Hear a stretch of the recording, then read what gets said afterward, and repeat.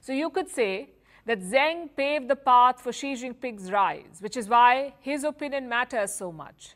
Zheng met with other party leaders outside Beijing. They all had some concerns. The Communist Party elders think that there is political, economic and social turmoil in China, and if effective countermeasures are not taken, the party will lose public support.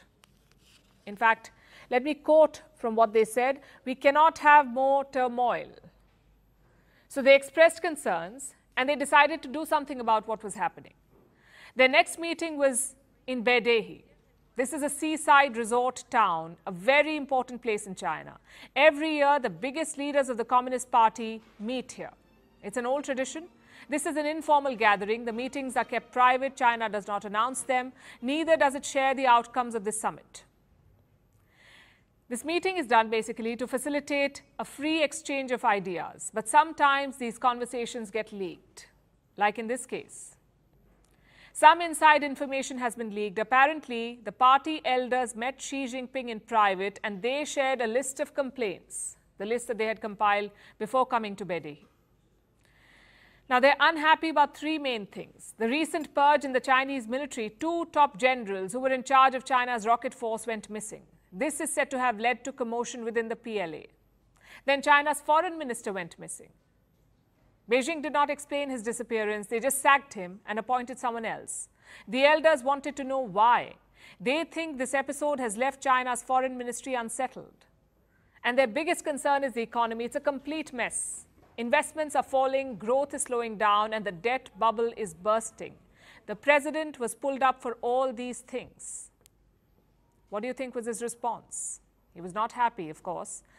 And he is said to have confided in his team.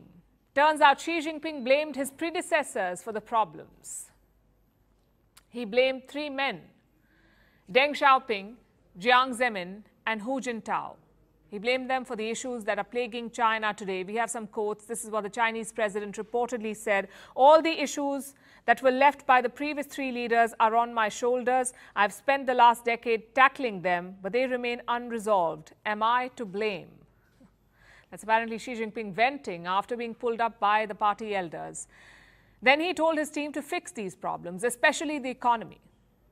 You see, it's the lifeblood of the Communist Party. In a country where political and social freedoms are curtailed, economic growth is the bargain that the government offers. If that too is lost, it poses existential challenges for the regime in Beijing. China's growth story looks bad, so much so that they've decided to stop releasing youth employment data.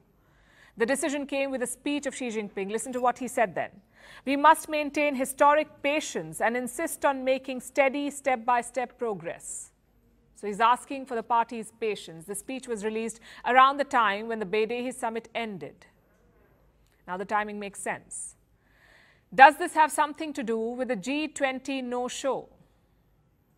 He lost face in Beijing. He did not want a repeat in New Delhi, perhaps. Reports say Xi Jinping's aides were concerned about this. They feared that China's economic challenges would be highlighted at the G20, so they decided it's better for the president to miss the event.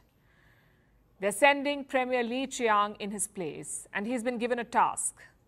The premier looks after China's economy. So now it's his job to address questions about China's growth at the G20. It's a tough assignment. And it says a lot about the Chinese leadership. When the going gets tough, the leader goes missing.